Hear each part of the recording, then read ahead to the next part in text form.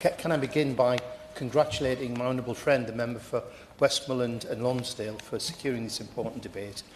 No doubt about it, my honourable friend's constituency is blessed with some of the most stunning natural beauty in the world, never mind in the country, the fells and the woodlands in the Lake District, a UNESCO World Heritage Site.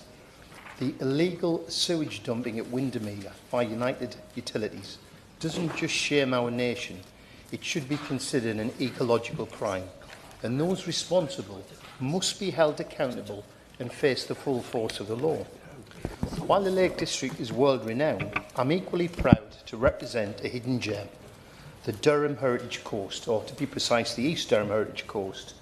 Our magnificent magnesium limestone cliffs offer spectacular views of the North Sea, and in the summer the coastal grasslands are alive with rare wildflowers, creating a habitat for the Durham brown Argus butterfly and other wildlife. This coastline, once scarred by industrial waste from coal, has been reclaimed by nature. Yet now it faces a new threat: sewage. Sewage overflows, far from being a rare event, have become routine in the water industry. In 2023, Northumbrian Water discharged raw sewage for over 28,000 hours in 46,492 incidents, including into the bathing waters of Seaham and Crimdon in my constituency. What compounds this environmental disaster is the economic abuse by water companies. Since privatisation in 1989, companies like Northumbrian Water have neglected infrastructure while accumulating staggering debts to pay out dividends. Indeed, Northumbrian Water is not alone. Across the industry, financial mismanagement has gone hand in hand with environmental failure. Northumbrian Water alone has built up £3.5 billion in debt, while paying out £4.1 billion in dividends to shareholders. This means that 19% of consumer bills in my region goes towards servicing debt. Now, I do welcome the Government's Water Special Measures Bill.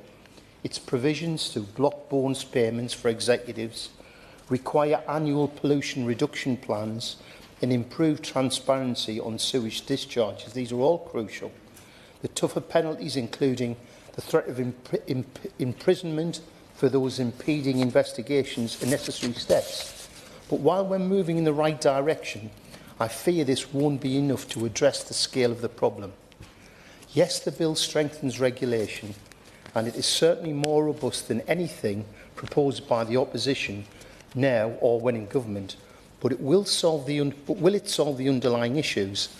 I suspect the answer to that one is no. We can't ignore the fact the public are already paying the price for this industry's failure. We pay through higher bills, through polluted waters, and through an industry debt that now exceeds £60 billion. When this sector finally collapses under the weight of its own excesses, it will be the taxpayer, Mr Pritchard, who is left to pick up the pieces. So personally, I support the public ownership proposals. I think the costs are vastly exaggerated in the context of the scale of the challenge and the liability, but we must take steps now to fix the debt, pollution and infrastructure crisis in the water industry. So we need to go further than is being proposed. Blocking executive bonuses is not enough, and without measures, determined measures, the consequences will be higher bills for consumers, more money lost to debt repayment, and an industry that continues to prioritise profit over public good. Yeah.